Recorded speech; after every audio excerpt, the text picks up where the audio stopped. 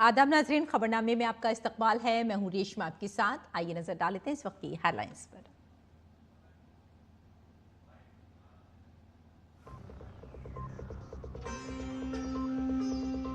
वजीर आजम नरेंद्र मोदी आज से 5 रियासतों के 3 रोजा दौरे पर। मिजोरम, मणिपुर, आसाम, मगरबी बंगाल और बिहार में 71,850 करोड़ रुपए से ज्यादा के तरक्याती मंसूबों की करेंगे शुरुआत। रेल, सड़क, सनत और हवाई खदमात को देंगे नई तहरीक।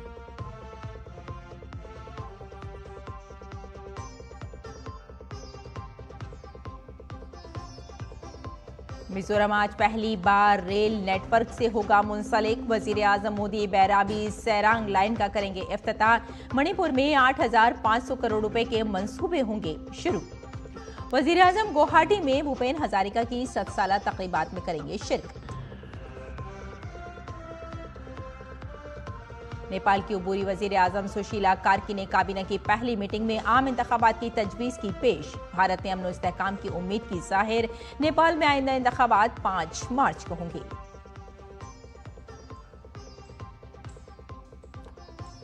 भारत यूरोपीय यूनियन आजाद तिजारती मुआहदा होगा मुंसिफाना और मुतवाजिन। मरकजी वजीर पीयूष गोयल ने हुकूमत के अज़्म का किया इयादा। कहा बातचीत मुस्बत सिमत में आगे बढ़ रही है।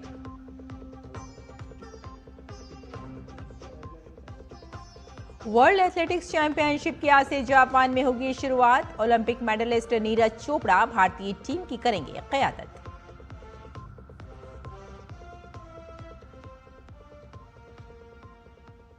और अब खबरें तफसील से। वजीर आजम नरेंद्र मोदी आज से 15 सितंबर तक यानी अगले 3 दिनों तक 5 रियासतों का दौरा करेंगे। पहले मरहले में वजीर आजम मिजोरम पहुंचेंगे, फिर मणिपुर, आसाम, मगरबी बंगाल और बिहार में 71,850 करोड़ रुपए से ज्यादा के तरक्याती मंसूबों का इफ्तिताह और संग बुनियाद रखेंगे। इसके जरिए तमाम रियासतों में रेल, सड़क, सनत और फिजाई खदमात को नई तवानाई और नई रफ्तार मिलेगी। काबिल जिक्र है कि मिजोरम पहली बार रेल नेटवर्क से मुंसलिक होगा। मणिपुर में IT पार्क, पुलिस हेडक्वार्टर जैसे मंसूबे शामिल हैं, जबकि आसाम में वजीर आजम मोदी भूपेन हजारिका की 7 साला तकरीबात में शिरकत करेंगे। वहीं वजीर आजम कोलकाता में ज्वाइंट कमांडर कॉन्फ्रेंस का इफ्तिताह करेंगे। वजीर आजम मोदी बिहार को मखाना बोर्ड का तोहफा भी देंगे। वजीर आजम उन तमाम मकामात पर अवामी जलसों से भी खिताब करेंगे। वजीर आजम नरेंद्र मोदी आज मिजोरम का दौरा करेंगे। वजीर आजम आइजोल में 9,000 करोड़ रुपए से ज्यादा के कई तरक्याती मंसूबों का इफ्तिताह और संग बुनियाद रखेंगे। इन तरक्याती मंसूबों में बरियाबी साइडिंग नई रेलवे लाइन भी शामिल है और ये लाइन आइजोल को भारतीय रेलवे नेटवर्क से जोड़ती है।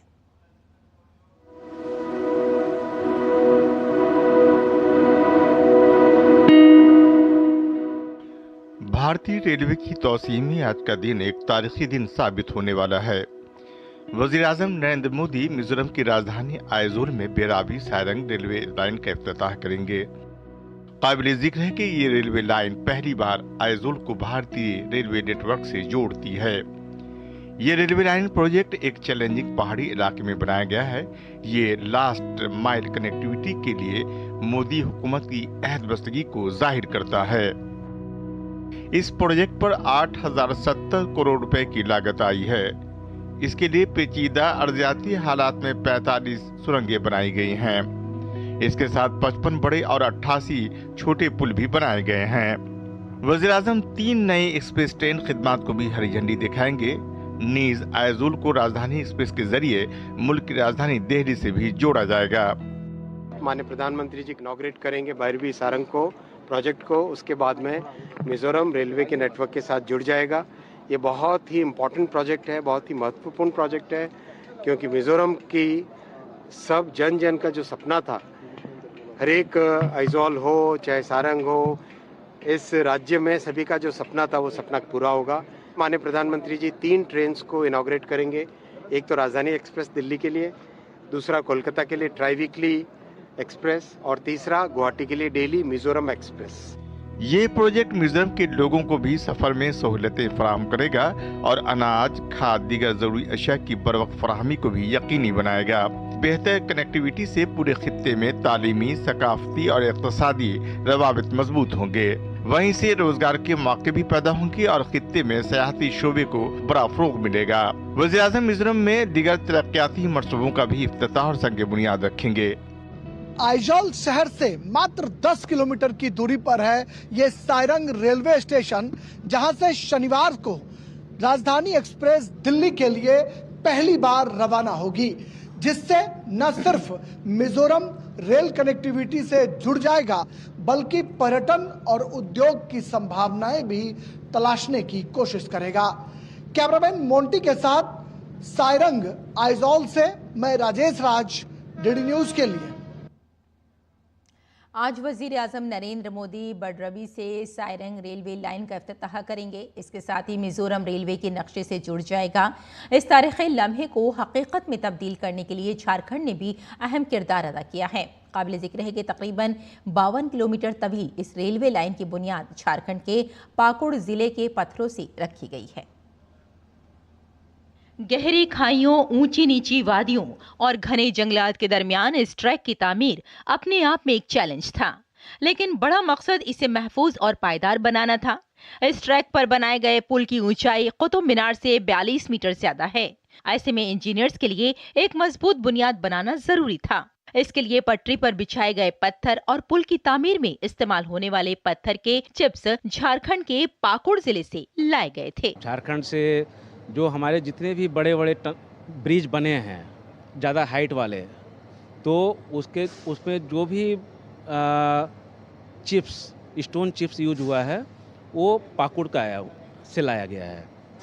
दूसरा, जो ट्रैक के ऊपर जो बैलास्ट होता है उस पे जो हमारा वो भी पाकुड़ से आया है।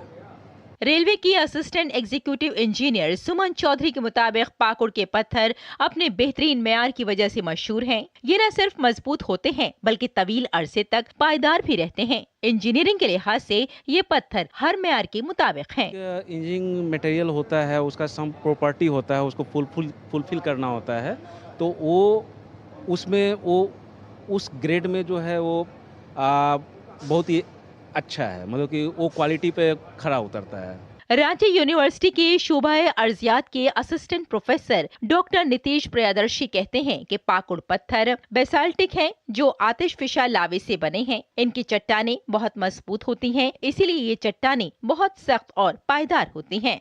पाकुड़ के जो चट्टान या पत्थर बोलिए वो बेसिकली बेसाल्टिक रॉक है जो ज्वालामुखी लावा के फ्लो से बना है, और ये इसको हम लोग राजमहल ट्रैप भी कहते हैं। और इसके ग्रेन्स बहुत फाइन हैं, और इसका कारण क्या है कि जब लावा धरती के ऊपर आया क्रिटेशियस एज, आज से करीबन 12 से 13 करोड़ वर्ष पहले, क्रिटेशियस एज के बाद ज्वालामुखी विस्फोट में ये आपका पत्थर जो है स्टोन्स बनने लगे, क्रिस्टलाइज्ड होने लगे, तो इसके ग्रेन्स बहुत फाइन है क्योंकि ये तुरंत क्रिस्टलाइज हो गए, जिसके चलते आज ये पत्थर की जो हार्डनेस वगैरह जो है ना काफ़ी ज़्यादा है। पाकुड़ के पत्थर अपनी मजबूती की वजह से न सिर्फ मुल्क में बल्कि बैरूनी मुल्क भी मशहूर हैं। वो एक तवील अरसे से बड़े और पायदार ढांचे में इस्तेमाल होते रहे हैं। दो पत्थर मेन है, एक आपका इग्नियस और दूसरा आपका मेटामॉर्फिक। तो मेटामॉर्फिक तो हाईली मेटामॉर्फोस्ड हो गया, तो इग्नियस ही रॉक है जिसमें बेसाल्ट एंड ग्रेनाइट, जिसका इस्तेमाल हम लोग decorative purpose, constructions purpose, road बनाने के लिए और आपका रेलवे ट्रैक बिछाने के लिए और भी बहुत सारे ये दो पत्थर हमारा बेसिक इन्वॉल्व होता है। जो झारखंड से लगा हुआ एरिया है वहाँ इस तरह के पत्थर मिलते हैं, क्योंकि ये बहुत बड़ा जो है कि जियोलॉजिकल स्ट्रक्चर का एक बहुत बड़ा ही है छोटनागपुर प्लेटो जो है। तो चाहे छोटनागपुर, बंगाल नीस इसको पहले बोलते थे, तो ये एक बहुत बड़ा ब्लॉक था जो सारे इसी में थे। तो बहुत जगह माइनिंग होता है आपका स्टोन्स का। हमने कहा सिंहभूम से लेकर, खूंटी से लेकर, पाकुड़ से लेकर, बंगाल से लेकर, उड़ीसा, झारखंड, सब मध्य प्रदेश, छत्तीसगढ़। छोटा नागपुर का सतह पठारी ऐसा खित्ता है जो मादनी दौलत से मालामाल है। झारखंड के पाकुड़ के पत्थर मिजोरम तक पहुंच रही रेल ट्रैक की बुनियाद को मजबूती से थामे खड़े हैं। यह सिर्फ एक रेल लाइन नहीं बल्कि झारखंड के योगदान और देश की एकजुट ताकत और एक भारत श्रेष्ठ भारत का प्रतीक है। डीडी न्यूज के लिए कैमरा पर्सन विकास के साथ मैं गौरव पुष्कर। और मरकजी तिजारत और सनत की वजीर पीयूष गोयल ने कहा कि भारत यूरोप को एक काबिल एतमाद शराकतदार, एक अहम इत्तेहादी और कानून की हुक्मरानी, इस्तेहकाम, मेयारी और जामे तरक्की के लिए पाबंद अहद दोस्त समझता है। नई दिल्ली में भारत यूरोपीय यूनियन के आज़ाद तिजारती मुआहदे पर मुश्तरका वजारती तिजारती मुज़ाकरात से खिताब करते हुए उन्होंने कहा कि इस शराकतदारी को न सिर्फ तिजारती तौसी के लिहाज से बल्कि आलमी सतह पर इसके वसी तर मुस्बत असरात के लिहाज से भी देखा जाना चाहिए। पीयूष गोयल ने कहा कि भारत और यूरोपीय यूनियन एक दूसरे की जरूरियात को पूरा करते हैं और किसी किस्म के मुसाबिक़े में नहीं हैं।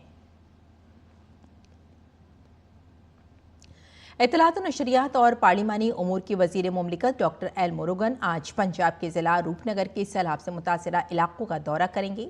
डॉक्टर मुरुगन शाहपुर बेला गांव में सैलाब मुतासरीन से मुलाकात करेंगे और सूरत हाल का जायजा लेंगे।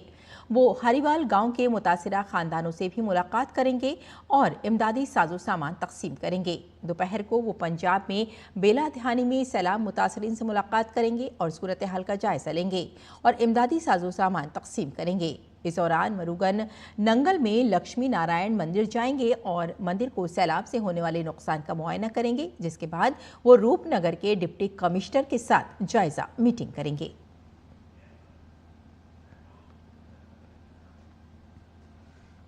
और कर्नाटक के हासन जिले के आर्कलगुडू तालुका में गणेश त्यौहार के जुलूस के दौरान एक खौफनाक सड़क हादसा पेश आया। ये वाकया उस वक्त पेश आया जब हजारों लोग गणेश की मूर्ति के साथ जुलूस में हिस्सा ले रहे थे। इसी दौरान एक तेज रफ्तार ट्रक डिवाइडर को तोड़कर जुलूस में शरीक लोगों पर चढ़ गया। इस हादसे में 9 अफराद हलाक और 20 से जायद जख्मी हुए हैं। रियासती हुकूमत ने मरने वालों के लवाहिकीन के लिए 5 लाख रुपए के मुआवजे का ऐलान किया है। और जीएसटी की नई शरह में तालीम से मुताल्लिक़ स्टेशनरी मसनूआत यानी पेंसिल और नोटबुक वगैरह पर जीएसटी 0% कर दिया गया है। और हमारे नुमाइंदे गिरीश निशाना ने फर्स्ट चॉइस स्टेशनरी के डायरेक्टर दिनेश गोयल से तालीम के शोबे में जीएसटी की नई शरह से मुताल्लिक़ खुसूसी बातचीत की।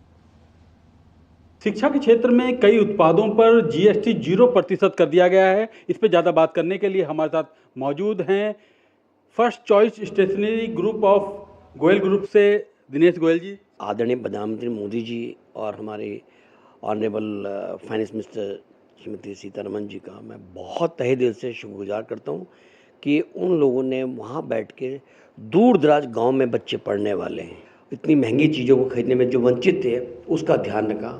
और यही एक सोच होती है, दूरदर्शिता होती है जो हमारे प्रधानमंत्री जी में है। उन्होंने जो रोज़मर्रा में बच्चे किताब, कापी, पेंसिल, रबड़, शार्पनर, स्कूल बैग्स, लैब्स ऐसे आइटमों पर से शेषें ख़त्म की है जहां मैं समझता हूँ इससे बड़ी दूरदर्शिता हो ही नहीं सकती। ये सब 12% थी पहले जीएसटी और 12 से एकदम 0 करना बहुत बड़ी बात है। दुकानों पे जाएंगे तो कौन कौन से ऐसे प्रोडक्ट हैं जो उनको सस्ते मिलने वाले हैं 22 सितंबर से, और उनके लिए क्या कहना चाहेंगे जो दुकानदार हैं वो किस तरह से अपनी नई दर को लागू कर पाएंगे? 22 सितंबर से जब लोग लेने जाएंगे, सबसे पहले तो डे टू डे बच्चा नोटबुक 12 महीने खरीदता है। पेंसिल, रबड़, शार्पनर, बैग्स, टिफिन बैग्स, काफ़ी चीज़ें ऐसी हैं जो रोज़मर्रा में बच्चे की इस्तेमाल होती हैं। और इसमें रिटेल भाइयों को जरूर कहूँगा मैं कि वो बेनिफिट अपने पास ना रख के, चाहे मैंने मैन्युफैक्चरिंग नाते भी कह रहा हूँ, मैं सबको कह रहा हूँ, वो मैन्युफैक्चर के नाते वो सब नीचे पास ऑन आम व्यक्ति को होना चाहिए। और मैं समझता हूँ बहुत सारे आइटम और भी ऐसे जो हमारे प्रोफेशनल ट्रेड से रिलेटेड नहीं है, बट वो सब भी ऐसे हैं, उसका भी बेनिफिट मेरे ख्याल से भारत सरकार ने जो दिया आम बच्चे को मिलना चाहिए। तो ये थे दिनेश गोयल जी जो बता रहे थे किस तरह से जो शिक्षा के क्षेत्र में जुड़े उत्पाद हैं उन्हें 12% से घटाकर 0% कर दिया गया है और जिसका फ़ायदा दूर दराज में रहने वाले बच्चों को बहुत ज़्यादा होने वाला है। कैमरामैन राहुल चोपड़ा के साथ गिरीश निशाना, डीडी न्यूज, दिल्ली। और मरकजी वजीर खजाना निर्मला सीतारमण ने जीएसटी काउंसिल की 56वीं मीटिंग के बाद ऐलान किया कि तमाम किस्म की ज़ाती ज़िंदगी की इंश्योरेंस पॉलिसियां और उनकी दोबारा बीमा अब जीएसटी के तहत नहीं है। फिलहाल उन पर 18% की शरह से जीएसटी लगाया जाता था। डीडी न्यूज़ के नुमाइंदे गिरीश निशाना ने कैलाश अस्पताल की group director doctor Pallavi Sharma के साथ लाइफ इंश्योरेंस पॉलिसियों पर जीएसटी में कमी और उसके असरात के बारे में खुसूसी बातचीत की। जीएसटी की नई दरों में स्वास्थ्य और जीवन बीमा पर भी 0% कर दिया गया है। इस पर ज़्यादा बात करने के लिए हमारे साथ मौजूद हैं डॉक्टर पल्लवी शर्मा जो ग्रुप डायरेक्टर हैं कैलाश हॉस्पिटल की। मैम, किस तरह देखते हैं आप नई दरों को? ये एक बहुत ही सकारात्मक कदम है जो सरकार द्वारा लिया गया है और हमारे माननीय प्रधानमंत्री जी जो कि जन जन के प्रधानमंत्री जाने जाते हैं, उन्होंने ये जनता को एक तरीके से एक उपहार ही दिया है। जैसे उन्होंने लाल किले की प्राचीर से कहा कि आपको दिवाली पर मैं दूंगा, उन्होंने पहले ही नवरात्रों पर उसका बेनिफिट जो है वो दे दिया गया है। मेडिकल में जो डिवाइसेस चाहिए आपको, एम्बुलेंस ले लीजिए, व्हीलचेयर पे कॉस्ट ले लीजिए, या जैसे इंश्योरेंस के माध्यम से आपने बोला, तो इंश्योरेंस एक मध्यम वर्गीय व्यक्ति डरता है इंश्योरेंस लेने से, क्योंकि वो सोचता है कि अरे ये तो अफोर्डेबल नहीं है मेरे लिए, एक्सेसिबल नहीं है मेरे लिए। तो उस व्यक्ति को उन्होंने उस रेंज में कवर कर लिया कि अब वो व्यक्ति सोच सकता है कि अगर कभी खुदा ना खास्ता मुझे ऐसी ज़रूरत पड़े कि मुझे हेल्थ अपनी उस कवरेज लेनी पड़े, इंश्योरेंस का यूटिलाइजेशन करना पड़े, तो वो उसमें कवरेज में आ गया। तो अगर कभी भी उसको ऐसी ज़रूरत पड़ती है तो वो उसमें ले सकता है, चाहे वो लाइफ इंश्योरेंस हो, चाहे वो हेल्थ इंश्योरेंस हो, दोनों में ही ये रियायत दी गई है कि उसमें से जीएसटी को बिल्कुल ज़ीरो कर दिया गया है। हेल्थ पॉलिसी की बात की जाए तो अब लोग कितना और ज़्यादा ले सकें, क्योंकि जो गरीबी रेखा वाले हैं उन्हें तो आयुष्मान के दायरे में ले आए, अब मध्यम वर्गीय। बिल्कुल बिल्कुल, मध्यम वर्गीय व्यक्ति जो है वो आमतौर पे सैलरीड व्यक्ति होता है, तो उसको उसके जेब का खर्च जो है वो उसकी सैलरी का डिवीजन होता है कि जैसे अब आपने देखा होगा कि मेजर 6 सेक्टर्स में उन्होंने चेंज किए, तो वो सारे 6 सेक्टर इतने सोच समझ के चुने गए हैं जो एक मध्यम वर्गीय व्यक्ति का डे टू डे कॉस्ट पे इम्पैक्ट डालते हैं। तो ये थी डॉक्टर पल्लवी शर्मा जो बता रही थी कि किस तरह से स्वास्थ्य के क्षेत्र में और ख़ास तौर पर जीवन बीमा को लेकर जिस तरह से जीएसटी 0% की गई है, उसका फ़ायदा आने वाले समय में और ज़्यादा लोगों को मिलेगा। कैमरामैन राहुल चोपड़ा के साथ गिरीश निशाना, डीडी न्यूज, नोएडा। बेंगलुरु के लोग भी जीएसटी इस्लाहात का तहे दिल से खैर मकदम कर रहे हैं। छोटे ताजिरों से लेकर आम लोगों तक, ऑटो ड्राइवरों से लेकर सार्फिन तक सभी को नई शरों से फायदा होने वाला है। इस फैसले पर सभी ने मोदी हुकूमत का शुक्रिया अदा किया है। नमस्ते, मेरा नाम सुरेश है। मैं एक ग्रोसरी शॉप रन करता हूँ।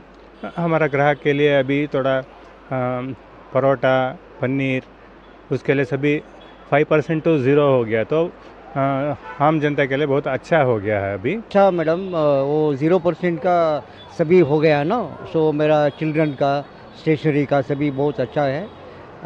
मैं सिटीजन्स को बहुत अच्छा हुआ, वो अच्छा मूव है। जीएसटी के बारे में बहुत खुश हूँ मैं, सभी आदमी को बहुत खुश हो गया है, हम लोगों को बहुत खुश हो गए, मैं भी बहुत खुश हूँ। 0% जीएसटी बनाया बहुत अच्छा है, सरकार को बहुत धन्यवाद करता है। जो हम लोग टैक्स ये करने को बोला तो बहुत मस्त है, हम भी ले सकता था। जो मोदी जी ने ये डिसीजन लिया है जिसमें उन्होंने 2 जीएसटी रेट्स किए हैं, जिसमें एक को 0% कर दिया है, वो बहुत ही अच्छा डिसीजन है। उससे कॉमन जनता को, आम आदमी को बहुत फ़ायदा होगा। और नाज़रीन, आइए अब नज़र डालते हैं दिल से शाये कुछ उर्दू अखबारात पर।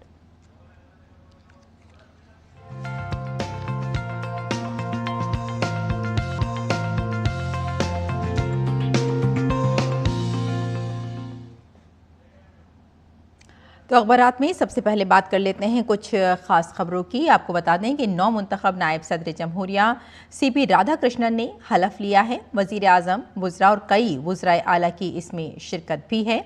और इस्तीफ़े के बाद अखबार ने बताया कि पहली बार अवामी तकरीब में धनखड़ भी नज़र आए। यानी कुल मिलाकर ये कहा जा सकता है कि सदर जमहूरिया सीपी राधाकृष्णन ने हलफ ले लिया है और अपनी जिम्मेदारियाँ भी उन्होंने संभाल ली हैं।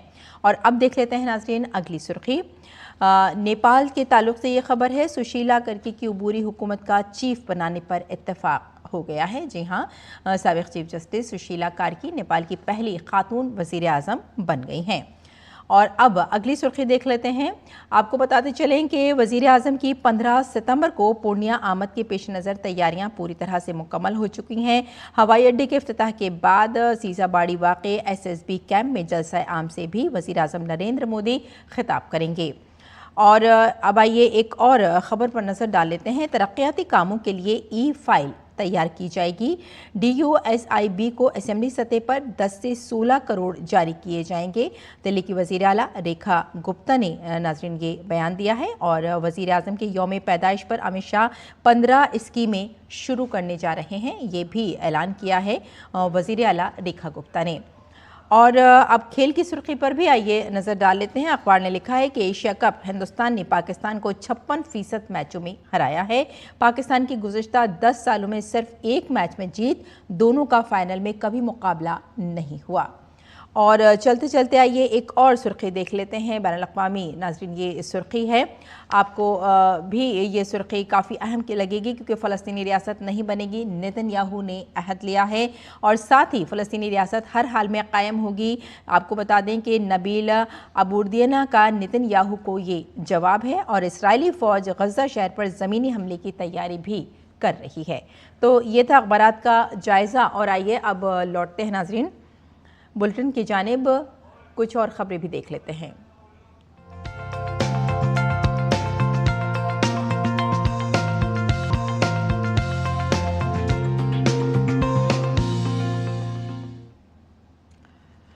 तो अखबारात की जायजे के बाद कुछ और खबरें। साबिक चीफ जस्टिस सुशीला कार्की नेपाल की पहली खातून वज़ीर आज़म बन चुकी हैं। सदर रामचंद्र पाडेल ने उन्हें कल रात काठमांडू में उबूरी हुकूमत की वज़ीर आज़म के तौर पर अपने ओहदे का हलफ दिलाया। नेपाल में हलफ बर्दारी की ये तकरीब नौजवान मुजाहिरीन के जानलेवा और पुरतशद्दुद मुजाहिरों की बात हुई है। ये मुजाहिरे बड़े सोशल मीडिया प्लेटफॉर्म पर हुकूमती पाबंदी और बदउनवानी के खिलाफ गुस्से से भड़क उठे। इन मोहलिक झड़पों में 51 लोगों की जानें गईं और केपी शर्मा ओली को वजीर आजम के ओहदे से इस्तीफा देना पड़ा। नेपाल में अगले इंतखाबात 5 मार्च को होंगे। सदर रामचंद्र पाडोल ने उबूरी वजीर आजम सुशीला कार्की की सिफारिश पर प्रतिनिधि सभा को तहलील कर दिया है। ये जुमे की रात 11 बजे से नाफिजुल अमल है। सदर के दफ्तर से जारी होने वाली प्रेस रिलीज के मुताबिक ऐवान नुमाइंदगान के अगले इंतखाबात की तारीख 5 मार्च 2026 मुकर्रर की गई है। भारत ने नेपाल में सुशीला कार्की की क़यादत में कायम होने वाली नई उबूरी हुकूमत का खैर मकदम किया है। वज़ारत ख़ारजा के तर्जुमान रणधीर जायसवाल ने एक बयान जारी करते हुए कहा कि भारत को उम्मीद है कि इस कदम से नेपाल में अमन और इस्तेहकाम को तक़वियत मिलेगी। वज़ारत ने यह एतमाद भी जाहिर किया कि इससे नेपाल में अमन और इस्तेहकाम को फ़रोग़ देने में मदद मिलेगी। भारत ने अक़वाम मुत्तहिदा की जनरल असेंबली में मसला फ़लस्तीन के पुरअमन हल के निफाज से मुताल्लिक़ न्यूयॉर्क डिक्लेरेशन की हिमायत करने वाली करारदाद के हक़ में वोट दिया है। गुज़िश्ता रोज़ 142 ममालिक ने फ्रांस की इस तजवीज़ के हक़ में और 10 ममालिक ने मुखालफत में वोट दिया। इसके साथ ही 12 ममालिक ने वोटिंग में हिस्सा नहीं लिया। जिन ममालिक ने मुखालफत में वोट दिया उनमें अर्जेंटीना, हंगरी, इसराइल और अमरीका शामिल हैं। करारदाद में अक्टूबर 2023 में हमास की जानिब से इसराइल पर हमले की मजम्मत की गई थी, जिसमें 1200 अफराद हलाक और 250 से ज़ायद अफराद को यरगमाल बनाया गया था। करारदाद में इसराइल से 2 रियासती हल के लिए वाज़े अज़्म का इजहार करने के साथ साथ तमाम पुरतशद्दुद इक़दामात को फौरी तौर पर ख़त्म करने पर भी जोर दिया गया। और खेल की खबरों में आलमी एथलेटिक्स चैंपियनशिप 2025 आज से जापान के टोक्यो में शुरू हो रही है। टूर्नामेंट आज से 21 सितंबर तक खेला जाएगा। भारत के स्टार जैवलिन फेंकने वाले नीरज चोपड़ा 17 सितंबर को क्वालिफिकेशन राउंड में नजर आएंगे। वो जापान पहुंच गए हैं। टूर्नामेंट के लिए भारत ने मुख्तलिफ मुकाबलों के लिए 19 खिलाड़ियों की एक टीम जापान रवाना की है। काबिल जिक्र है कि नीरज ने 2023 में तलाई तमगा जीता था। तारीख में पहली बार भारत के 4 खिलाड़ी मर्दों के जैवलिन थ्रो इवेंट में हिस्सा लेंगे।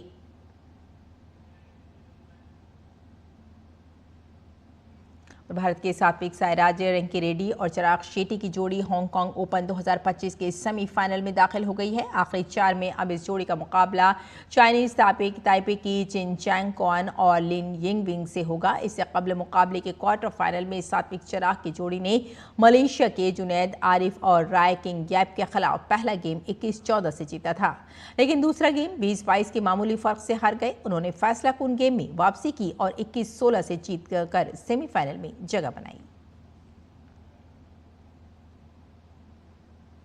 और आइए अब नजर डालते हैं मौसम के मिजाज पर।